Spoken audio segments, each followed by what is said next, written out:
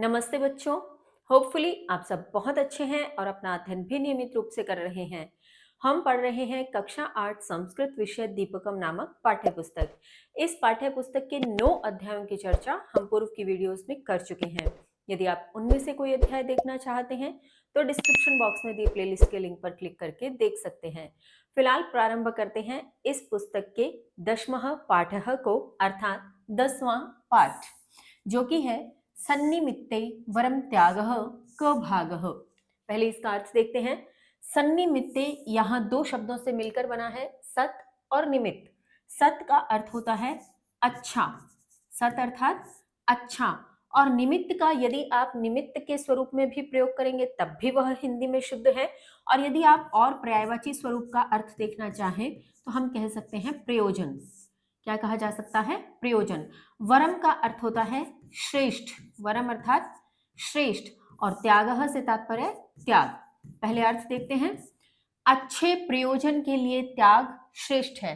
कहने का तात्पर्य अच्छे के निमित्त, यानी कुछ अच्छा हो रहा हो तो उस कारण से, उस प्रयोजन से, उस निमित्त से त्याग करना श्रेष्ठ है। क भागः, क भागः से तात्पर्य, यहाँ पे ये एक ऐसी कहानी है जो हितोपदेश से ली गई है, और इस कहानी को आपकी इस पुस्तक में 2 भागों में विभाजित करके अध्याय बनाए गए हैं, जिसमें 10वां अध्याय और 11वां अध्याय शामिल है। तो 10वें अध्याय में जो भाग आ गया उसे इन्होंने कह दिया क भाग, और इसके आगे का आपको आगे के अध्याय में मिलेगा जो कि हो जाएगा ख भाग। तो इस प्रकार से ये चैप्टर हम कह सकते हैं कि 2 भागों में बटा हुआ है। तो चलिए शुरू करते हैं इस पाठ को। सर्वप्रथम मेरा निवेदन कि पुस्तक पेंसिल आपके हाथ में, शब्दों के अर्थ लिखेंगे आप साथ में। चलिए शुरू करें। संस्कृत वाङ्मये कथा साहित्यस्य विशिष्टम स्थानम अस्ति। संस्कृत वाङ्मय, वाङ्मय से तात्पर्य कि साहित्य का वह जो संपूर्ण खजाना है, जिसमें गद्य भी हो, पद्य भी हो, कथा हो, नाटक हो, अलग अलग विधाएं हो, उस संपूर्ण जो मिश्रित स्वरूप को कहा जाता है वाङ्मय। ठीक है, तो संस्कृत वाङ्मय में कथा साहित्यस्य, कथा साहित्य का, विशिष्टम विशिष्ट, स्थानम स्थान, अस्ति मैंने है। संस्कृत वाङ्मय में कथा साहित्य का विशिष्ट स्थान है। कथा नाम द्वारा अतीव मनोरंजकतया जीवन संबद्धाः विविधाः उपदेशाः प्रेरणाः ही एतस्य साहित्यस्य प्रयोजनम। कथा नाम द्वारा, कथाओं के द्वारा, अत्यधिक, अतीव मैंने अत्यधिक, यदि आप लिखना चाहें तो लिख लें अतीव अर्थात अत्यधिक, अत्यधिक मनोरंजकतया, मनोरंजन पूर्ण तरीके से या मनोरंजन से, जीवन संबद्धाः, जीवन से संबंधित, विविधाः विविध, उपदेशाः उपदेश, प्रेरणाः प्रेरणा, ही मैंने ही, एतस्य मैंने इस, साहित्य से साहित्य का, प्रयोजनम प्रयोजन है। पूरी पंक्ति का अर्थ एक साथ देखें। कथा के द्वारा अत्यधिक मनोरंजन पूर्ण तरीके से या मनोरंजन से, जीवन से संबंधित विविध उपदेश और प्रेरणा ही इस साहित्य का प्रयोजन है। यानी कथा साहित्य क्यों वाङ्मय में शामिल की जाती है? क्योंकि इसके माध्यम से कहानियां कही जाती हैं जो जीवन से संबंधित होती हैं, प्रेरणा होती है, उसमें उपदेश होते हैं। तो इसलिए ये क्या है, मनोरंजक पूर्ण तरीके से जो है इस साहित्य का को शामिल किया गया है। संस्कृतस्य कथा साहित्यम अत्यंतम समृद्धम वैविध्यपूर्णम च अस्ति। संस्कृत का कथा साहित्य अत्यंतम मैंने अत्यंत, समृद्धम मैंने समृद्ध, वैविध्यपूर्णम अर्थात विविधता पूर्ण, विविधता पूर्ण, विविधता पूर्ण से तात्पर्य क्या हो जाएगा कि अलग अलग जो इसमें चीजें शामिल की गई है। जैसे मैंने पहले बात की कि गद्य भी है, पद्य भी है, नाटक है, साहित्य या कहानी है, इस प्रकार की जितनी भी विधाएं हैं उन सभी को शामिल किया जाता है, तो उसे कहा जाता है विविधता पूर्ण, यानी अलग अलग तरह की चीजें इसमें हैं।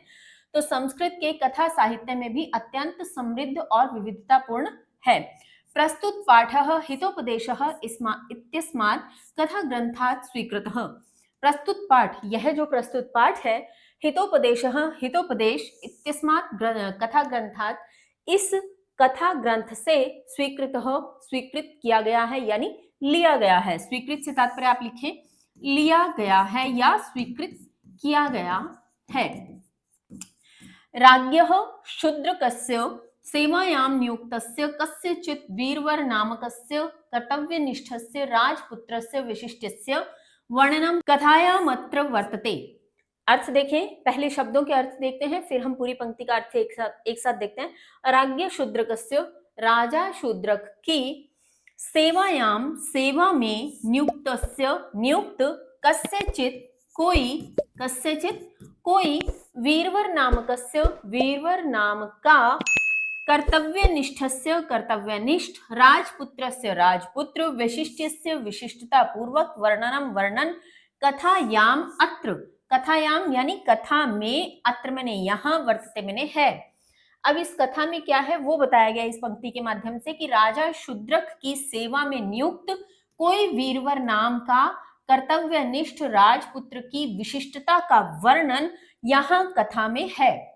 यानी इस कथा में क्या है कि एक राजा शूद्रक थे और उनकी सेवा में एक नियुक्त हुआ, उनका सेवादार कह सकते हैं, जो राजपुत्र भी था, लेकिन फिर भी वो सेवा में अपनी आजीविका के लिए वहां पर आया था।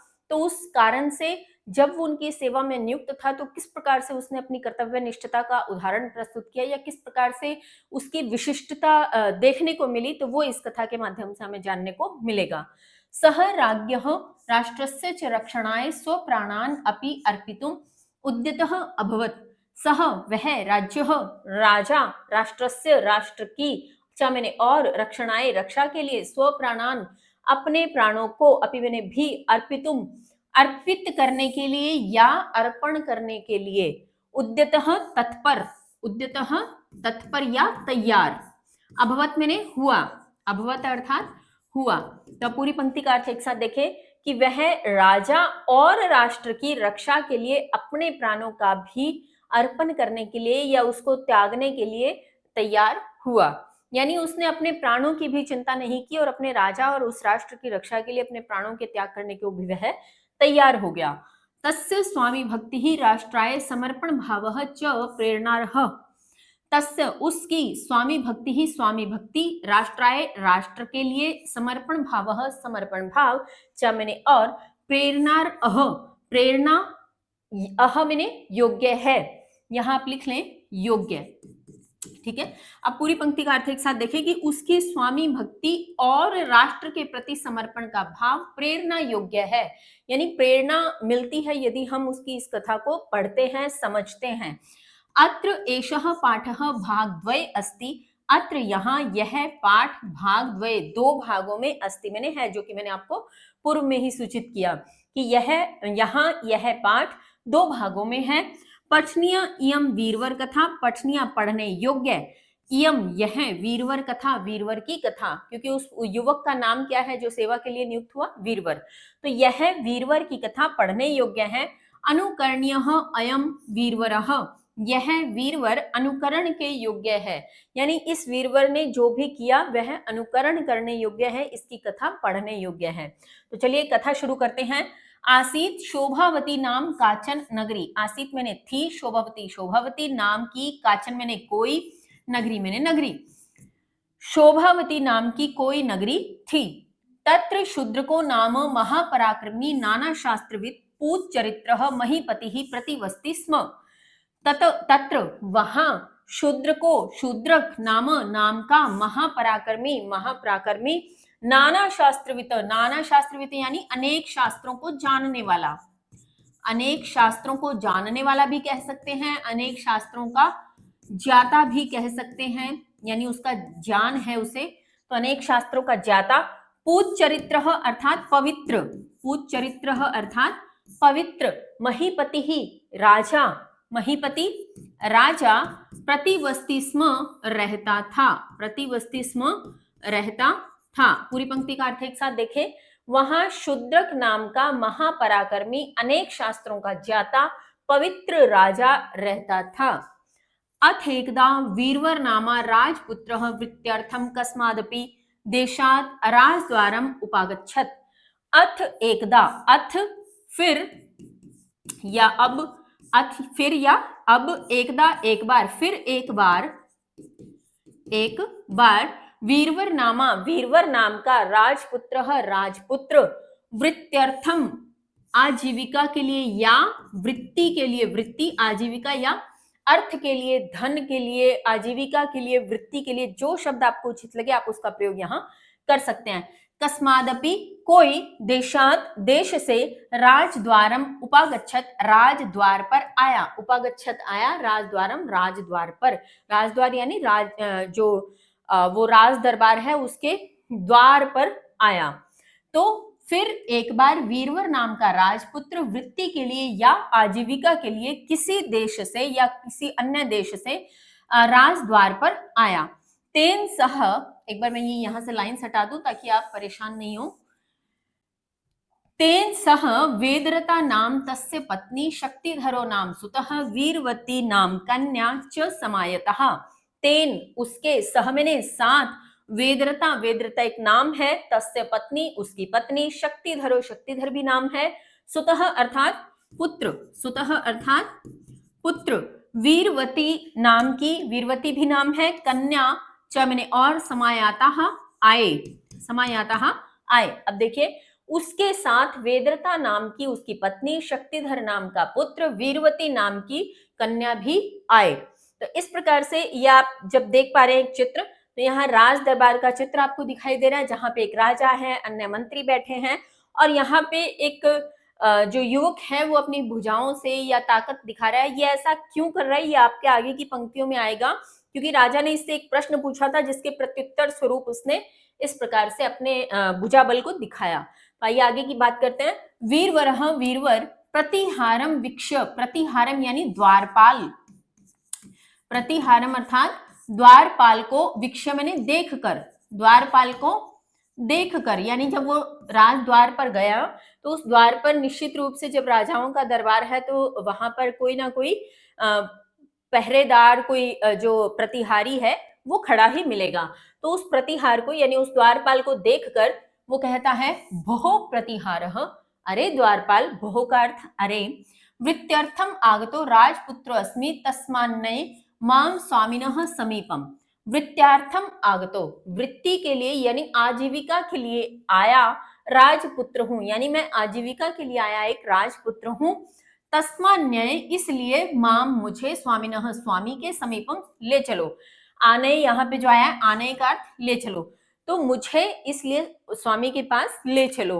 अब यहाँ पे एक थोड़ी सी कंफ्यूजन हो सकती है कि जब वो राजपुत्र है, राजपुत्र से तात्पर्य है कि किसी राजा का पुत्र है, किसी अन्य देश से आया है, राजकुमार है, तो वो किसी और जगह पर जाकर के सेवा के लिए याचना क्यों कर रहा है।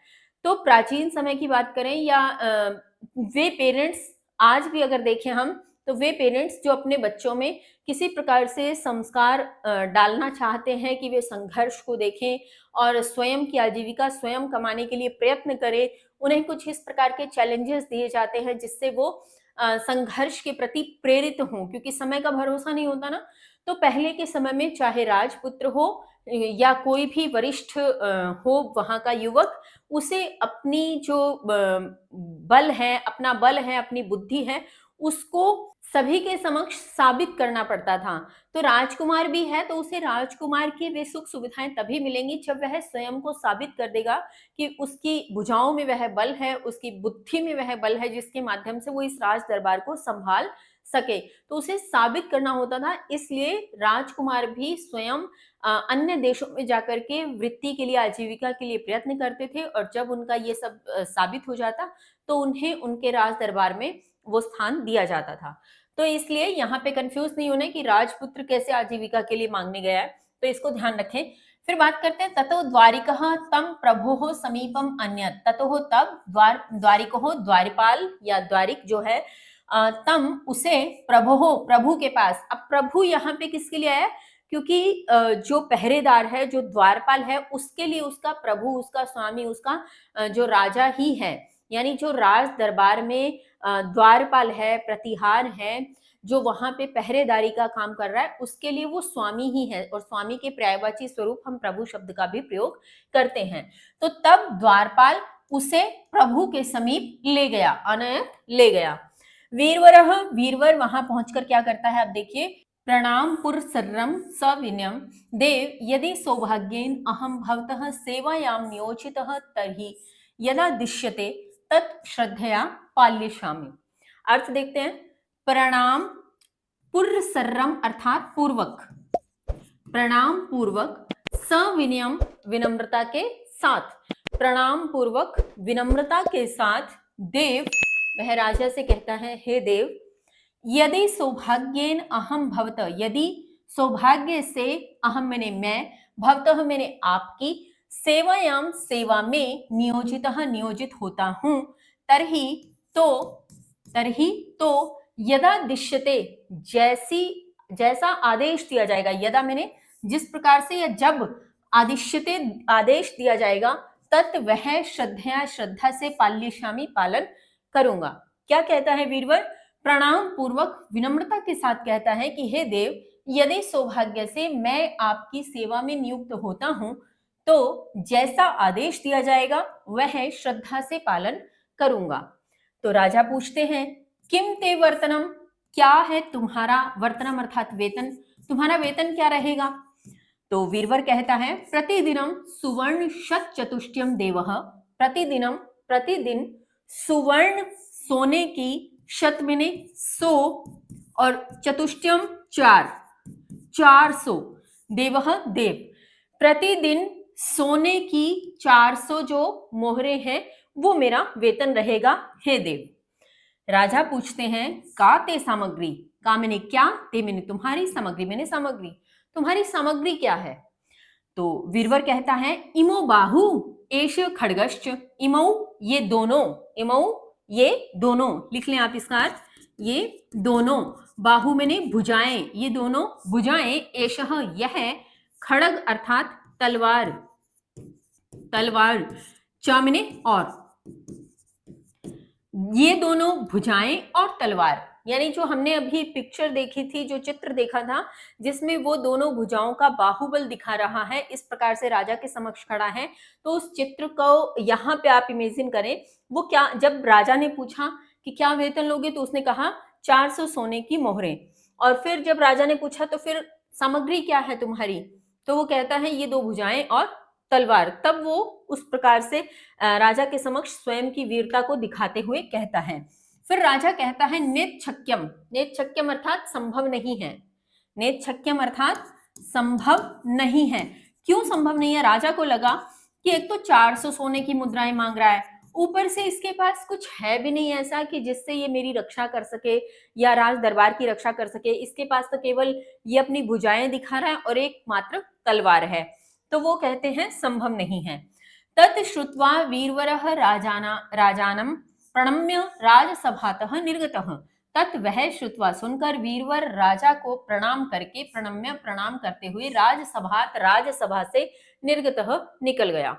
यानी इतना सुनकर के उसने और आगे कुछ भी नहीं कहा, और फिर भी राजा को प्रणाम करते हुए वहां से राज दरबार से निकल गया। अब एक मंत्री कहते हैं, तदालोक्य, वह सब देखकर कि देवः देव दिन चतुष्टयस्य वेतनार्पणेन प्रथमं परीक्ष्यतां स्वरूपमस्य वेतनार्थिनो राजपुत्रस्य किम उत्पन्नम एतत् वेतनम न वेति। क्या कहता है वो मंत्री? वो मंत्री कहता है कि हे देव, दिन चतुष्टस्य 4 दिन का, वेतना अर्पणेन वेतन अर्पण करने से या वेतन दिए जाने पर, प्रथमम पहले, परीक्ष्यताम परीक्षा, स्वरूपमस्य परीक्षा स्वरूप, वेतन अर्थिनो वेतन चाहने वाले को, राजपुत्रस्य राजपुत्र को, किम क्या, उत्पन्नम क्या उचित, उत्पन्नम अर्थात उचित, एतत् मैंने यह, क्या यह उचित है, वेतनम न क्या और क्या नहीं, वेति मैंने जान लो, वेति अर्थात जान लो। आपको जहां जहां लगे जिस शब्द का अर्थ आपको लिखने की आवश्यकता है वो आप लिख ले, एक बार पुनः देख लेते हैं।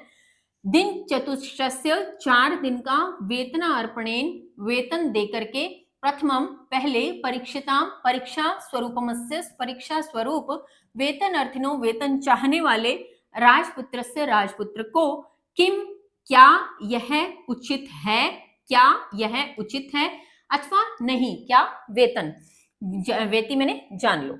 अब इसका अर्थ एक साथ देखें। वो कहता है मंत्री कि 4 दिन का वेतन देकर, वेतन चाहने वाले के जो राजपुत्र है उसके स्वरूप को पहले परीक्षा करते हुए जान लो कि क्या यह वेतन उचित है अथवा नहीं। कि 4 दिन का वेतन दे दो और उस आधार पे परीक्षा कर लो, जांच लो कि क्या वो इसके योग्य है अथवा नहीं, या हम यूं ही सोच रहे हैं कि खाली तलवार से वो कुछ नहीं कर सकता। तो मंत्री ने बहुत अच्छी सलाह जब दी राजा को, तो क्या हुआ आगे देखें। अथ मंत्रिणाम वचनात् तांबूलदाने नियोजितो असौ राजपुत्रो वीरवरो नरपतिना। अथ फिर मंत्रिणाम मंत्री के वचनात् वचन से तांबूलदानेन पान दान के द्वारा, तांबुल कहते हैं पान को, दानेन पान दान के द्वारा, क्योंकि वो तो राजमहल से निकल गया था ना, तो कहीं क्योंकि पानदान जहां बैठे थे बाहर या उनसे पूछा गया कि वो कहाँ गया, तो उसके माध्यम से वो वापस राज दरबार में आया था, इसलिए यहाँ लिखा पानदान के द्वारा। नियोजितो असौ नियोजित यह राजपुत्रो राजपुत्र वीरवरो वीरवर नरपतिना राजा के द्वारा। फिर मंत्रियों के वचन से, मंत्री के वचन से पान दान के द्वारा वीरवर नामक वह जो राजपुत्र है राजा के द्वारा नियोजित किया गया या नियुक्त किया गया। स च राजपुत्रः प्रतिदिनं प्रभाते राजदर्शनादनन्तरं स्ववेतनस्य यच्छति देवेभ्यः अर्धम्। वह च मैंने और राजपुत्रः राजपुत्र प्रतिदिनं प्रतिदिन प्रभाते सुबह राजदर्शनादनन्तरं, राजदर्शन अनंतरम, राजा के दर्शन के पश्चात, अनंतरम पश्चात, राजदर्शनम राजा के दर्शन के, स्ववेतनस्य अपने वेतन को, यच्छति देता है, देवेभ्यः देवों के लिए, अर्धम आधा। क्या हुआ, अब उसका प्रतिदिन की दिनचर्या क्या थी वीरवर की, वह राजपुत्र प्रतिदिन सुबह राजा के दर्शन के पश्चात अपने वेतन का आधा देवताओं को देता है। उसने कितना मांगा था, 400 सोने की मुद्राएं मांगी थी, जिसमें से वो उसने आधा देवताओं के लिए दान कर दिया। कितना, 200 सोने की मुद्राएं। अब स्थितस्य चार्धम दरिद्रेभ्यो ददाति, स्थितस्य स्थित का यानी जो बच गया उसका, चार्धम दरिद्रेभ्यो और अर्धम मैंने आधा, च मैंने और, अर्धम मैंने आधा, स्थितस्य स्थित का, दरिद्रेभ्यो गरीबों के लिए, दरिद्र कहते हैं गरीबों को, गरीबों के लिए, ददाती देता है, गरीबों के लिए ददाती मैंने देता है। तो स्थित और स्थित का आधा दरिद्राएं गरीबों के लिए देता है। अब स्थित का आधा कितना हो, 200 उसके पास बची थी सोने की मोहरें, और उसमें से भी उसने 100 क्या है गरीबों के लिए दान कर दी। निक्षिपति च तद्वशिष्टं भोज्य विलास व्यर्थम पत्न्याः हस्ते। निक्षिपति रखता है, निक्षिपति रखता है, च मैंने और, तद्वशिष्टम बचे हुए, वह बचे हुए को, भोज्य विलास व्यर्थम, भोज्य यानी भोग और विलास के, व्यर्थम खर्चे के लिए, भोग और विलास के खर्चे के लिए, भोग और विलास या भोजन और विलास की बात जब करें कि अपनी सुख सुविधाओं के लिए, जिसमें उसको भोजन भी खाना है और अन्य प्रकार की जो सुख सुविधाएं थोड़ी बहुत उसे जरूरत की लगती हैं, उन सब के खर्च के लिए पत्न्याः पत्नी के हस्ते में हाथ में निक्षिपति रखता है। तो तत् अवशिष्टम वह बचे, और वह बचे हुए को भोज्य विलास के लिए, भोजन और विलास के खर्चे के लिए पत्नी के हाथ में रखता है। ततो, अब इसके आगे का आगे अग्रिम पेज पे आएगा, लेकिन ततो शब्द यहाँ पे हम ध्यान रख के चलेंगे कि अग्रिम पंक्ति के साथ उसको हमने अटैच करना है। अब जो ततो इस पंक्ति का पीछे रह गया उसको हम यही लिख लेते हैं एक बार के लिए, ताकि ये लाइन हमारी यही पूरी हो जाए। ततो धृतायुद्धः सह राजद्वारम अहर्निशम सेवते। ततो वह धृत धारण करके, आयुद्धः शस्त्रों को, वह शस्त्र को धारण करके, अब शस्त्र उसके पास क्या था, एक तलवार खड़ग, तो वह शस्त्र को धारण करके राजद्वारम अहर्निशम, राजद्वारम राजद्वार पर यानी राजा का जो महल है उसके द्वार पर, अहर्निशम दिन रात, सेवते सेवा करता है, वह राजद्वार पर दिन रात सेवा करता है शस्त्र को धारण करके। कौन सा शस्त्र, तलवार को। यदा राजा स्वयं आदिश्यति तदा याति स्वगृहम, यदा जब राजा स्वयं आदिश्यति स्वयं आदेश देता है, तदा तब याति जाता है, स्वगृहम अपने घर, यानी वो तभी अपने घर जाता है जब राजा स्वयं आदेश देता है। अथ एकदा कृष्ण चतुर्दश्याम अर्धरात्रे स राजा श्रुतवान करुण रोदन ध्वनिम कंचन। अथ एकदा, फिर एक बार, अथ मैंने फिर, एकदा मैंने एक बार, कृष्ण चतुर्दश्याम, कृष्ण की चतुर्दशी को, कृष्ण जो पक्ष की बात हम करते हैं तो कृष्ण एक पक्ष में कितने 15 दिन होते हैं, तो कृष्ण पक्ष की जो चतुर्दशी है उसकी बात यहाँ हो रही है। कृष्ण पक्ष की चतुर्दशी को अर्धरात्रे, आधी रात में, वह राजा श्रुतवान सुनता है क्या, करुण रोदन ध्वनि, करुण रोने की ध्वनि, कंचन कोई, कोई करुण रोने की ध्वनि सुनता है कौन, राजा। और कब, कृष्ण चतुर्दश की आधी रात को। फिर से देखें, फिर एक बार वह राजा कोई करुण रोने की ध्वनि कृष्ण चतुर्दश की आधी रात में सुनता है। राजा अब क्या कहता है, को अत्र द्वारे तिष्ठति, को अत्र, को मैंने कौन, अत्र मैंने यहाँ, द्वारी द्वार पर, तिष्ठति ठहरा है, यहाँ द्वार पर कौन ठहरा है। अब यहाँ द्वार पर कौन ठहरा है, इससे तात्पर्य कि उसके दरबार में तो बहुत सारे द्वारपाल हैं, बहुत सारे सैनिक हैं, बहुत सारे जो ये कह सकते हैं कि द्वारिक हैं, प्रतिहार हैं, तो कौन सा किस जगह पे ड्यूटी पे है, ये सबको थोड़ी, ये सारे तो राजा को नहीं याद होंगे ना, तो उसे ये नहीं ध्यान कि उसी के द्वार पर किसकी ड्यूटी इस समय है। तो वो पूछता है को अत्र द्वारे तिष्ठति, यहाँ द्वार पर कौन ठहरा है, तो वीरवर आवाज देता है, सेवको वीरवर अत्र द्वारी वर्तते देव, हे देव सेवक वीरवर यहाँ द्वार पर है, यानी आपके इस द्वार पर सेवक वीरवर है।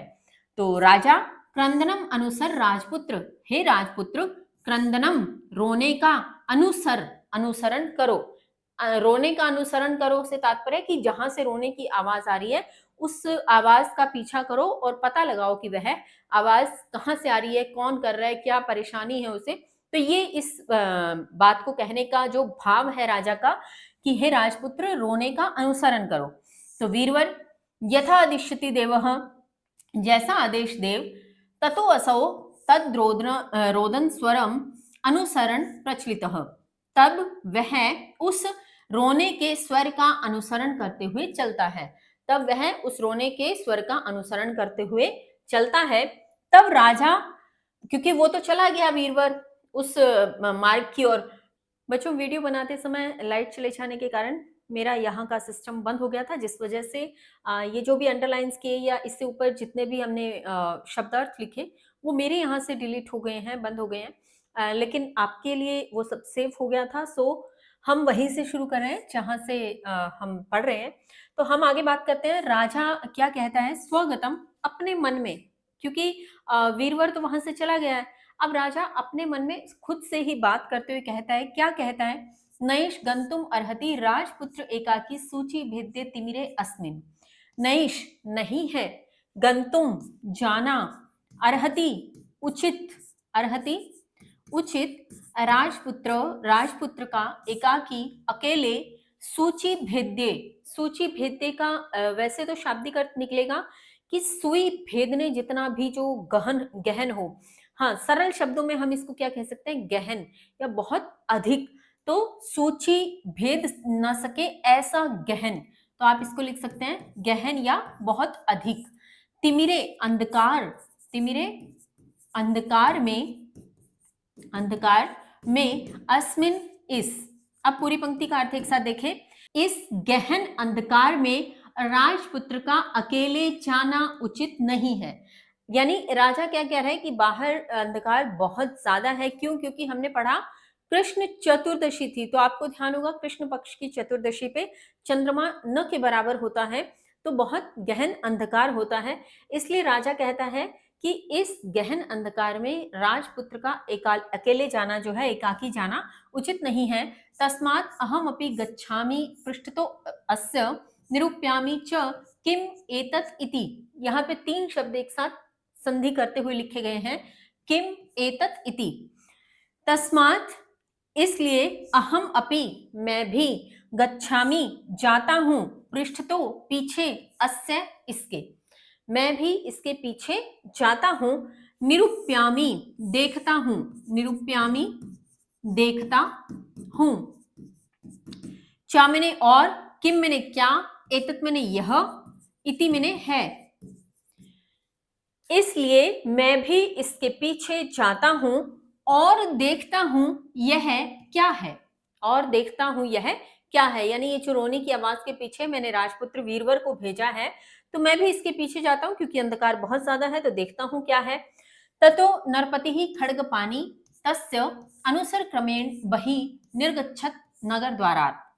ततो तब नरपति, नरपति कहते हैं राजा को, तब राजा खड़ग पाणी, यहाँ ये जो पाणी शब्द है इसका अर्थ है हाथ, पाणी अर्थात हाथ।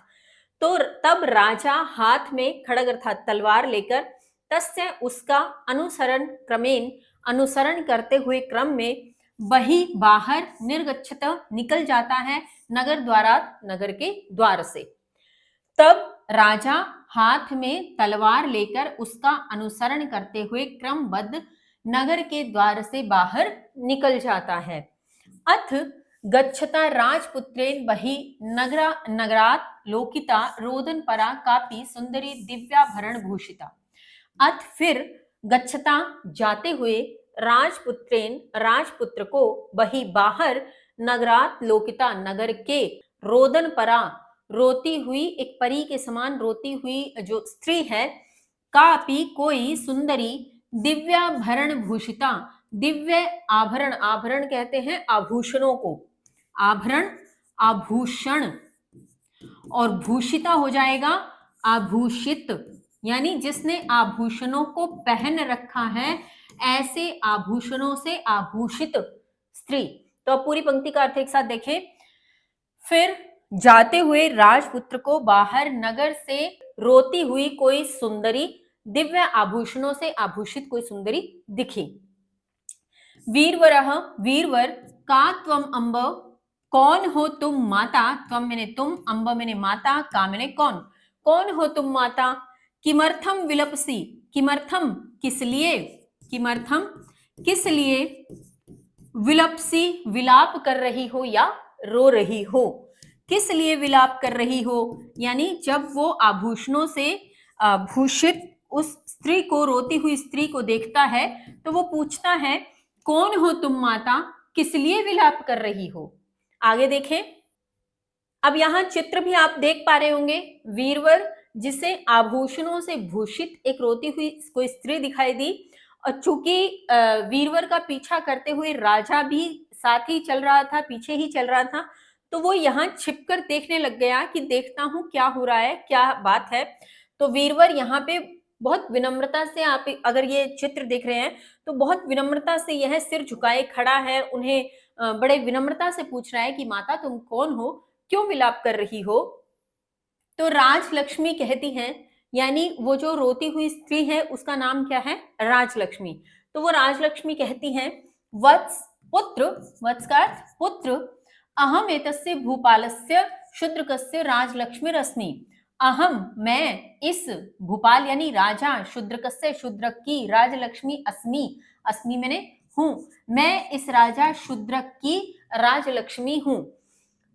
चिरम एतस्य भुजच्छाया सुमहता सुखेन निवसामि, चिरम एतस्य, चिरम अर्थात लंबे समय से या बहुत समय से, तस्य उसकी, भुजच्छाया भुजाओं की छाया में, सुमहता अत्यधिक, सुमहता अर्थात अत्यधिक, सुखेन सुख से, निवसामी रहती हूं, लंबे समय से उसकी भुजाओं की छाया में अत्यधिक सुख से रह रही हूं। सांप्रतम तु दिव्या अपराधेनाद्य प्रभृति तृतीय दिवसे राजा पंचतत्वम यास्यति। सांप्रतम अब, सांप्रतम अब, तू मेरे लेकिन, देव्या देवी के, अपराधेन अपराध के कारण या अपराध से, अद्य, अद्य अर्थात आज, अद्य आज, प्रभृति से लेकर, प्रभृति से लेकर, तृतीय दिवसे तीसरे दिन, राजा पंचत्वम पंच तत्व में या पंच तत्व को यास्यति प्राप्त हो जाएगा, यास्यति प्राप्त हो जाएगा। यहाँ पंच तत्व को प्राप्त हो जाने से तात्पर्य है कि राजा की मृत्यु हो जाएगी, क्योंकि हम कहते हैं ना कि हमारा शरीर पंच तत्वों से मिलकर बना है। तो जब हम इस देह का त्याग करते हैं या किसी की भी मृत्यु होती है तो ऐसा माना जाता है जो पंच तत्वों से बना यह शरीर था पुनः पंच तत्वों में विलीन हो गया, पंच तत्वों को प्राप्त हो गया। तो यहाँ पे राजलक्ष्मी उसी की बात कर रही है। वो कहती है कि एक बार दोबारा देखें, लंबे समय से उसकी भुजाओं की छाया में अत्यधिक सुख से रह रही हूं, लेकिन अब देवी के अपराध के कारण आज से लेकर तीसरे दिन राजा पंच तत्व को प्राप्त हो जाएगा। आज से लेकर तीसरे दिन कहने का मतलब कि 3 दिनों के भीतर जो तीसरा दिन आने वाला है उस दिन राजा जो है पंच तत्व को प्राप्त हो जाएगा, यानी उसकी मृत्यु हो जाएगी। तो तदा अहम नाथा भविष्यामि, तब अहम मैं अनाथा अनाथ भविष्यामि हो जाऊंगी, तब मैं अनाथ हो जाऊंगी। तत् इदानीम नात्र स्थास्यमिति क्रन्नामि, तत् तो इदानीम इस समय न नहीं अत्र यहाँ स्थास्यमिति रहूंगी क्रन्दामि रो रही हूं। तो वो क्या कहती है, इसके पश्चात तब मैं यहां नहीं रहूंगी, यानी जब मैं अनाथ हो जाऊंगी, जब राजा की मृत्यु हो जाएगी तो मैं यहां नहीं रहूंगी। इसके पश्चात इसके बाद क्रन्दामि, इसलिए मैं रो रही हूं। तो वीरवर कहता है तदा कर्ण्य प्रणिपत्य, तदा कर्ण्य वह सुनकर, तदा मैंने वह, तत् अकर्ण्य, अकर्ण्य अर्थात सुनकर, वह सुनकर, प्रणिपत्य झुककर, वह सुनकर और झुककर, भगवती हे भगवती, अस्त्यत्र कश्चिदुपायो येन भगवत्याः पुनरिह चिरवासो भवति सुचिरम जीवति च स्वामी। अस्ति है, अत्र मैंने यहाँ, कश्चित मैंने कोई, उपायो मैंने उपाय, येन मैंने जिससे, येन जिससे, भगवत्या भगवती की, पुनः इह पुनः यहाँ, चिरवासो लंबे समय तक वास हो, चिर मैंने लंबे समय तक, वासो मैंने वास हो, भवती मैंने होता है, सुचिरम और सुखपूर्वक, जीवती जीवित रहते हैं, जीते हैं, च मैंने और, स्वामी मैंने स्वामी। तो अब वीरवर उस राजलक्ष्मी से क्या पूछता है कि हे भगवती, यहां कोई उपाय है जिससे भगवती पुनः यहां लंबे समय तक रहती है या रहे, और स्वामी सुचिरम जीवती लंबे समय तक सुखपूर्वक जिए। तो एक चीज बच्चों यहां ध्यान देके चलिएगा, चूंकि उसका नाम राजलक्ष्मी था और वीरवर यहाँ पे राजलक्ष्मी तो बुला नहीं सकता, वो या तो देवी कह सकता था और या वो यहाँ क्या कह रहा है, भगवती कह रहा है। ये भगवती शब्द थोड़ा सा हमें कंफ्यूज कर सकता है आगे आने वाले प्रश्नों में। तो यहाँ हम भगवती को मात्र एक संबोधन मानकर चलेंगे कि वीरवर जो है राजलक्ष्मी को उनके नाम से नहीं बुला सकता था, इसलिए वो उन्हें भगवती कह रहा था। जबकि जब हम प्रश्नों की बात करेंगे या आगे अभी हम पढ़ेंगे, तो जिस भगवती देवी के लिए यहाँ पे बात होगी वो ये भगवती राजलक्ष्मी नहीं है, ठीक है। तो राजलक्ष्मी कहती हैं, जब वो पूछता है कि क्या कोई उपाय है, तो राजलक्ष्मी कहती हैं, अस्ति वत्स, है पुत्र, एक एव अत्र ऐकैवात्र प्रवृत्ति सा च अतीव दुःसाध्यः। एक, एक मैंने एक, एव मैंने ही, अत्र अर्थात यहां, प्रवृत्ति ही आचरण, प्रवृत्ति ही आचरण, सा मैंने वह, च मैंने और, अतीव मैंने अत्यंत, दुःसाध्यः कठिन। पूरी पंक्ति का एक साथ अर्थ देखें, एक ही यहां आचरण है, यानी यहां पर एक ही आचरण है और वह बहुत कठिन है। यानी वो राजलक्ष्मी ये कहना चाह रही है कि हाँ एक उपाय तो है लेकिन बहुत कठिन है। तो यह सुनकर वीरवर क्या कहते हैं, साष्टांग नमस्कृत्यो, साष्टांग यानी पूरे अंगों के साथ, शरीर के अंगों के साथ, नमस्कृत्य नमस्कार करते हुए, साष्टांग कहते हैं पूरा जो लेट करके हम किसी को नमस्कार करें तो उसे कहा जाता है साष्टांग नमस्कार। तो साष्टांग नमस्कृत्य अर्थात साष्टांग नमस्कार करते हुए, अम्ब माता, कथ्य कहो, कह क्या, सह वह, उपायः उपाय, दुःसाध्यः कठिन, वह कठिन उपाय क्या है, वह कठिन उपाय क्या है कहो। तो राजलक्ष्मी कहती हैं, श्रूयताम पुत्र, सुनो पुत्र, श्रूयताम अर्थात सुनो पुत्र, सुनो पुत्र, यदि त्वया स्वस्य सर्वतः प्रियं वस्तु सहास वदनेन भगवते सर्वमंगलाय उपहारः क्रियेत। पहले यहां तक अर्थ देखते हैं, यदि त्वया तुम, स्वस्य अपनी, सर्वतः सबसे, प्रियम मैंने प्रिय, वस्तु मैंने वस्तु, सहास वदनेन, सहास वदनेन अर्थात हंसते हुए या प्रसन्नता पूर्वक कहते हुए, भगवत्ये भगवती के लिए, भगवत्ये भगवती के लिए। अब यहां पे ध्यान देने योग्य बात है कि यहां वो स्वयं की बात नहीं कर रही, वो देवी भगवती की बात कर रही है। जबकि ये जो भगवती था ये केवल संबोधन वीरवर ने राजलक्ष्मी को दिया था। ठीक है, तो यहां जो भगवती की बात हो रही है वो देवी भगवती की बात हो रही है कि भगवती के लिए, सर्व मंगलाय, सर्व मंगल करने वाली भगवती के लिए। ठीक है, उपहारः उपहार क्रिएट करते हो। पहले यहां तक पूरी पंक्ति का अर्थ एक साथ देखें कि यदि तुम अपनी सबसे प्रिय वस्तु हंसते हुए प्रसन्नता पूर्वक कहते हुए सर्व मंगल करने वाली भगवती के लिए उपहार करते हो, तदा पुनर्जीविष्यति राजा शूद्र को वर्षा नाम शतम अहंच सुखेन निवत्स्यामि। तदा तब पुनर्जीविष्यति पुनः जीवित हो जाएंगे राजा शूद्रक वर्षा नाम वर्षों, कब, शतम 100 वर्षों तक, 100 वर्षों तक। अहंच, अहंच यहां पे दो शब्दों से मिलकर बना है, अहम और च, अहम और च। अब आप कहेंगे कि मैम यहां तो मकार लिख रहे हो और ये य है, तो यहां पे अनुस्वार संधि का प्रयोग हुआ है जिसकी अभी मैं डिटेल में बात नहीं करूंगी। बस इतना ध्यान रखें कि यहाँ एक संधि लगी है, शब्द है अहम च जो बना अहंच। तो अहम का अर्थ होता है मैं, च मैंने और, सुखेन सुख से, निवत्स्यामी रहूंगी। तो वो कहती है तब राजा शूद्रक 100 वर्षों तक पुनः जीवित हो जाएंगे और मैं भी सुख से रहूंगी। कि यही एक उपाय है कि यदि तुम अपनी सबसे प्रिय वस्तु हंसते हुए कहते हुए सर्व मंगल करने वाली भगवती को उपहार कर देते हो, तब राजा शूद्रक 100 वर्षों तक पुनः जीवित रहेंगे और मैं भी सुख से निवास करूंगी या रहूंगी। ततः सा तत्क्षणादेव गता अदृश्यताम तत्सम्मुखात्।